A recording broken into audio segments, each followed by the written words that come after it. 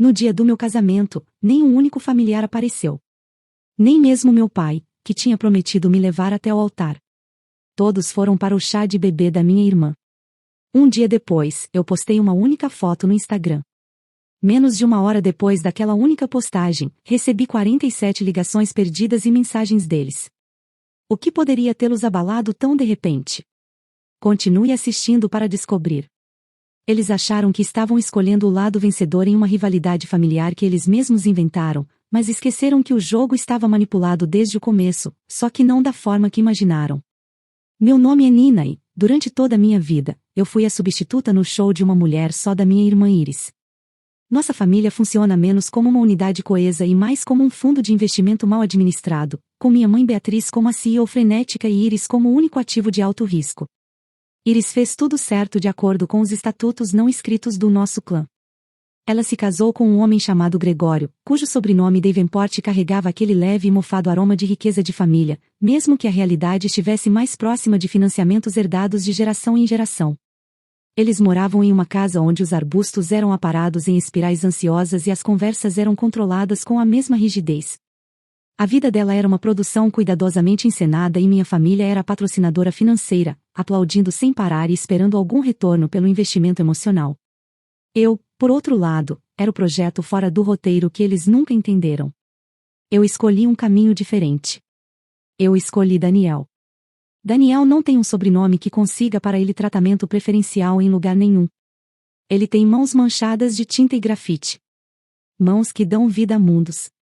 Ele é um artista de quadrinhos, um contador de histórias que trabalha em um estúdio pequeno e banhado de sol nos fundos da casa que alugamos, um espaço que cheira a papel e possibilidade. Para mim, esse cheiro é a fragrância da criação. Para minha família, era o fedor da instabilidade financeira. Eles olhavam para o dissurrado dele e para seu foco intenso e silencioso não como o uniforme de um artista dedicado, mas como sinais claros de um homem alérgico a uma carreira de verdade. Eles não conseguiam conceber uma vida que não fosse medida por promoções e valorização imobiliária. Quando anunciei nosso noivado, a resposta foi menos uma celebração alegre e mais um suspiro coletivo de luto. Minha mãe, Beatriz, lançou seu olhar característico de decepção sofrida, aperfeiçoado ao longo de anos das minhas pequenas rebeldias. Nina, querida, ela lamentava, é adorável que você tenha encontrado alguém que compartilha das suas inclinações criativas, mas não se emolduram inclinações para pendurá-las na parede de uma casa que você não pode pagar. Minha irmã Iris foi mais direta. A simpatia dela era fina e quebradiça como uma janela de vidro de açúcar. Eu só me preocupo com você, ela dizia, inspecionando a manicure impecável. O mundo é muito difícil sem uma base adequada. A base dela era uma mesada familiar que meu pai repunha com a previsibilidade da maré sempre que a mais recente oportunidade de investimento do Gregório acabava virando um ralo financeiro. A jogada final de poder foi a escolha da data. Iris, com uma exibição teatral de arrependimento que ela deve ter ensaiado por semanas, anunciou seu chá revelação elaborado para exatamente o mesmo sábado do meu casamento. Foi uma obra-prima tática de guerra social, um teste de lealdade apresentado como uma coincidência infeliz. E a família, com aquela previsibilidade de manada que eu já tinha aprendido a esperar, escolheu. Eles escolheram a promessa de um herdeiro Davenport e o espetáculo de um canhão lançando fumaça colorida sobre o peso silencioso e solene dos votos de uma filha que já tinham deixado de considerar prioridade havia muito tempo. Meu pai, Jefferson, o homem que me ensinou a ler, tinha prometido que estaria lá. Eu vou te acompanhar até o altar, minha filha, ele disse, sustentando meu olhar com o que eu confundi com sinceridade. Vou só dar um jeito de escapar da festa por uma hora. Ele nunca apareceu. No dia do casamento, meu celular virou um monumento à frente unida da indiferença deles. Eu estava sentada na pequena antessala da capela charmosa coberta de era que tínhamos reservado. Uma noiva à espera, vendo os ponteiros do relógio avançarem lentamente até a hora. Uma por uma, as mensagens chegaram, cada uma pequena adaga perfeitamente lapidada de abandono educado. Desculpa, querida. A Iris está meio sobrecarregada e precisa de mim, da minha mãe. Os pais do Gregório prenderam a gente aqui. Impossível sair, da minha tia. E do meu pai, o golpe final e devastador. As coisas estão muito festivas aqui. Desculpa. O momento da sua irmã é muito importante para todos nós. Cada mensagem era um retrato minúsculo e perfeito do meu papel na família. Uma ideia de última hora. Uma preocupação secundária. Uma obrigação que podia ser cancelada com pesar. Eles não estavam apenas faltando ao meu casamento. Eles estavam ratificando publicamente a minha irrelevância. A cerimônia estava marcada para as 4 da tarde. Faltando 10 para as 4, eu estava olhando meu reflexo, uma noiva sem ninguém para apresentá-la. Foi quando o Sr. Davis me encontrou. Ele era nosso senhorio, um diplomata aposentado que morava na casa principal à frente do chalé que Daniel e eu alugávamos. Ele tinha ido à capela para nos desejar felicidades e deixar um presente. Ele me encontrou não em lágrimas, mas num estado de calma gelada. Meu celular, virado para cima na pequena mesa ao meu lado, exibia uma lista condenatória das minhas súplicas sem resposta para minha mãe, meu pai e Iris. Ele viu a tela, seu olhar absorvendo a ladainha da traição da minha família. Ele era um homem acostumado a observar sem comentar, e seus olhos gentis e inteligentes não deixavam passar nada. Ele olhou para o meu vestido, para minha figura solitária, depois para o próprio terno impecavelmente cortado. Nina, ele disse, com a voz impregnada de uma autoridade gentil que não admitia discussão, seria uma honra profunda, se você me permitisse, acompanhá-la. E assim eu fui levada até o altar, não pelo pai que me abandonou, mas pelo cavalheiro digno que recolhia o nosso aluguel. O casamento foi íntimo, mas cheio de um calor palpável. Nosso pequeno círculo de amigos comemorou com um entusiasmo que preencheu o vazio que minha família tinha deixado. Os olhos de Daniel, cheios de um amor que não precisava da validação de ninguém, eram toda a família de que eu precisava naquele momento. Depois da cerimônia, enquanto conversávamos com nossos convidados, o Sr. Davis se aproximou de nós. Aconteceu de eu ouvir que uma lua de mel não está nos planos imediatos, ele disse, com uma expressão de curiosidade delicada. Nós, é claro, tínhamos priorizado garantir o aluguel do novo estúdio maior de Daniel em vez de uma viagem. Isso é uma situação que precisa ser corrigida, ele disse, com um aceno decidido. Ele tirou o telefone do bolso e fez uma ligação breve. Jonathan, ele disse, num tom familiar e tranquilo. Davis falando. Estou ligando por causa daquele jovem artista que apresentei a você, o que fez a adaptação em graphic novel dos diários do seu avô. Pois bem, ele acabou de se casar. Sim. Uma moça adorável, maravilhosa, muito obrigado mesmo. Ele encerrou a ligação e se virou para nós, com um brilho nos olhos. Um velho amigo meu, Jonathan Parry, tem uma embarcação particular. Ele insiste que vocês façam uso dela pelas próximas 2 semanas como presente pessoal de casamento. Jonathan Parry. O nome ressoou. Um filantropo e historiador famoso por ser discreto. Daniel tinha aceitado um projeto de paixão para ele, uma encomenda para contar visualmente a história das expedições dos antepassados de Parry, um trabalho que ele fez por um valor simbólico porque a história o fascinava. Ele tratou a história daquela família reclusa com a mesma reverência que dedicava aos próprios personagens. E agora essa reverência estava sendo retribuída de uma maneira que jamais poderíamos ter imaginado. No dia seguinte, Daniel e eu estávamos no convés de um veleiro tão elegante que parecia ter sido esculpido de luar, com uma taça de espumante na mão, vendo o litoral se dissolver numa linha azulada e distante. Tirei meu celular, registrei o momento e postei uma única fotografia de Daniel e eu, nossas mãos entrelaçadas com o azul impossível do mar profundo se estendendo atrás de nós. A legenda era uma frase simples e declarativa. A aventura começa.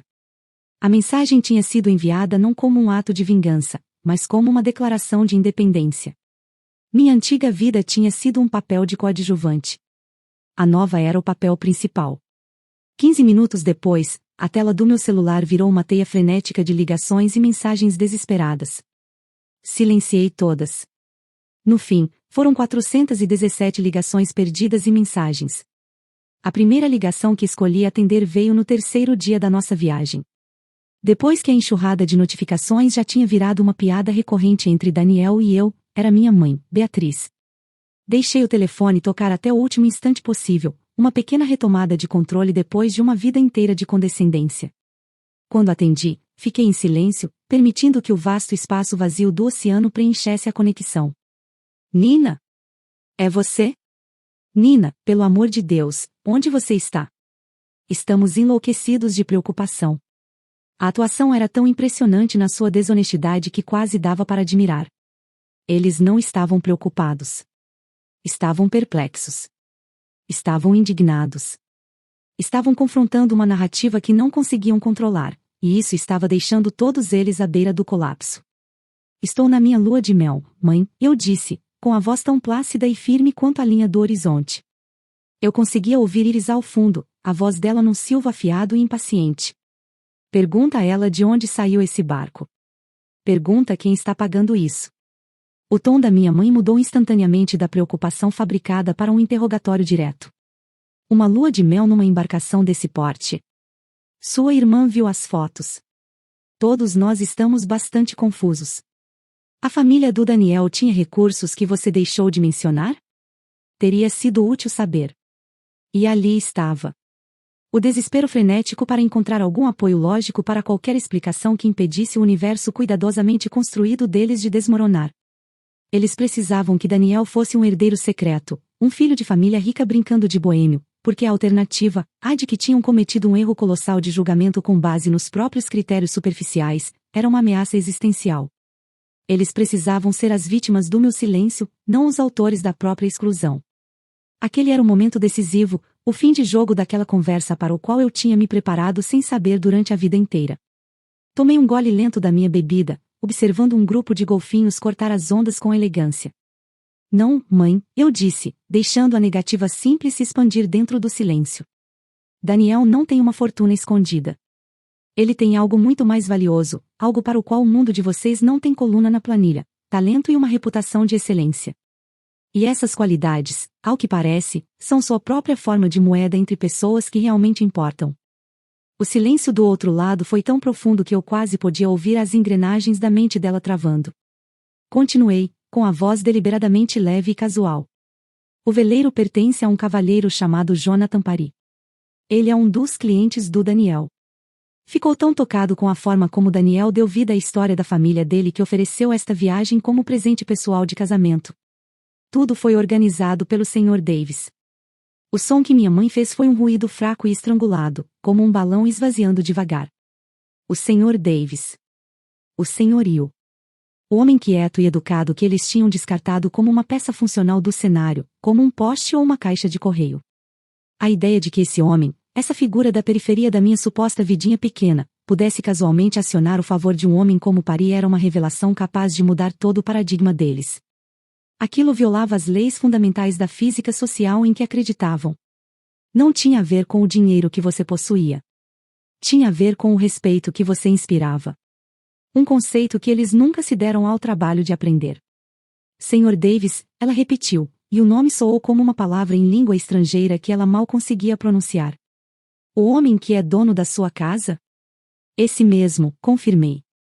O homem que gentilmente entrou no lugar do meu próprio pai para me acompanhar até o altar enquanto ele estava ocupado demais com um canhão cheio de fumaça colorida. É impressionante, não é? Quando você trata as pessoas com decência e respeito, independentemente do patrimônio que acha que elas têm, elas costumam se lembrar disso. Você e o papai deveriam tentar qualquer dia. Eu conseguia ouvir Iris ao fundo. A voz dela já não era mais um sibilo, mas um grito aberto de indignação. Isso é ridículo. Isso é armação. Ela planejou isso. Ela fez isso de propósito para a gente ficar mal. Ela fez isso para nos humilhar. Eu sorri, um sorriso verdadeiro, genuíno. Preciso ir agora, mãe. A tripulação acabou de avistar uma baleia em migração e eu não quero perder isso. Mande lembranças para a família. Desliguei antes que o engasgo dela pudesse começar. Cortando o último fio com um corte limpo e satisfatório, eu me virei para Daniel, que estava desenhando no caderno a sombra distante da baleia, com sua concentração absoluta. Durante anos, minha família me fez sentir como se eu fosse um pedido de desculpas ambulante. Eles avaliaram meu marido pela tinta nos dedos dele, sem nunca se dar ao trabalho de ler as histórias magníficas que ele contava. Eles viram um homem silencioso num estúdio simples e presumiram que o mundo dele fosse igualmente pequeno. Nunca imaginaram que esse mesmo homem silencioso era admirado por pessoas cujos mundos eram tão vastos que faziam o bairro elegante e cuidadosamente aparado da minha família parecer um terrário. As 417 ligações perdidas eram artefatos da própria estupidez espetacular deles. Cada notificação era um fantasma digital de uma conexão que eles escolheram cortar, de uma celebração que desprezaram, só para descobrir tarde demais que era a única que importava. Eles não tinham apenas faltado a um casamento. Eles tinham interpretado completamente errado o mapa inteiro da minha vida.